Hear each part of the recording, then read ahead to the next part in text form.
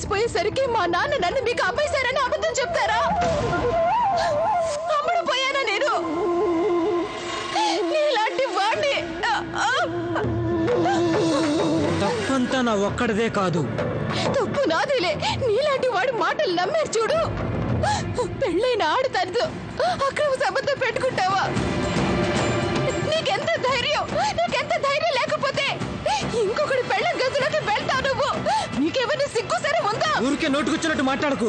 అవును, నిజం మాట్లాడితే బాగులాగే ఉంటుంది. అక్కడ ఆవిడ కావాలి, ఇక్కడ నేను కావాలి. అంతేదిగా ఉందా నీకు? ఎంత దుర్మార్గుడివి నువ్వు. నీకేమన్నా పిచ్చెక్కిందా? నీకు నిజం చెప్పాలని ఎన్నోసార్లు ప్రయత్నించాను, కానీ నువ్వు నా మాట ఇప్పుడు ఏం చెప్తావు? అంత అయిపోయిన తర్వాత ఏం చెప్తావు నువ్వు? ఆట కుక్క వెంట పడి పిచ్చి కుక్కలాగా నువ్వు నోరు మూసుకో.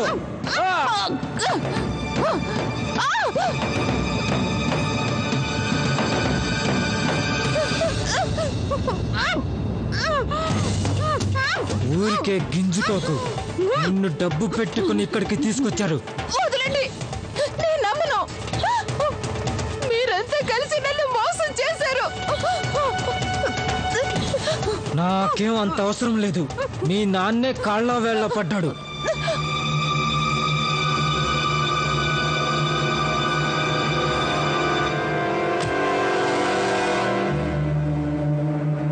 చేతులు విరగొట్టుకుంటే లాభం లేదు. ఆ తలుపులు బయట నుంచి గడిపెట్టేశారు. బయట జనాలు కాపలా కూడా ఉన్నారు. అంటే నువ్వు జైల్లో ఉన్నావన్నమాట.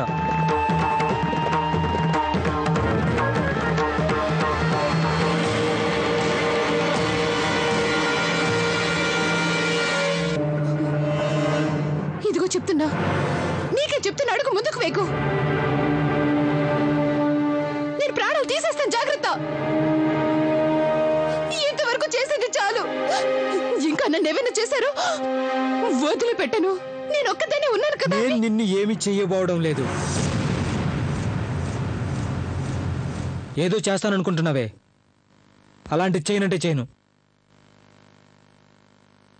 నా మాట నమ్ము. ఇన్నాళ్ళు నిన్ను నమ్మేగా మోసపోయాను. నమ్మినందుకే నా బతుకు ఇలా అయ్యింది. ఇక మీదట నేను నిన్ను నమ్మను. నేను రాత్రి అంతా ఇక్కడే ఉండాలి, తప్పదు. నువ్వు అటు వెళ్ళి పడుకో. రాను రాను తండ్రులే కొడుకులను నిస్సహాయులైన ఆడపిల్లల మీద అత్యాచారం చేయమని పంపిస్తున్నారు.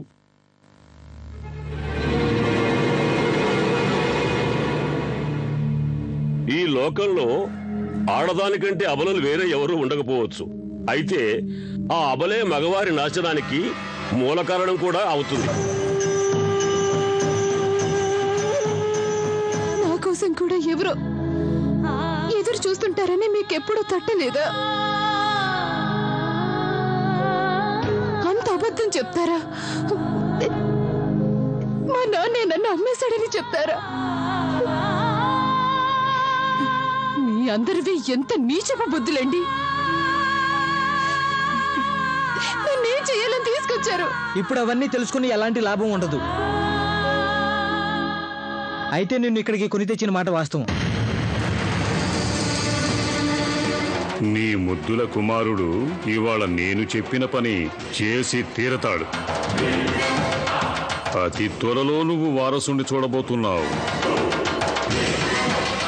ఏమంటావు? నేనే అంటాను. అది కూడా మీ ఎదుట. నేనేమనగలను? ఏం జరిగినా ఎప్పుడూ కూడా మీ ఇష్ట ప్రకారమే జరుగుతుంది కదా. మీరు చేసేది తప్పైనా సరే అడుగులో అడుగు వేస్తూ మీ వెంట ఉంటాను.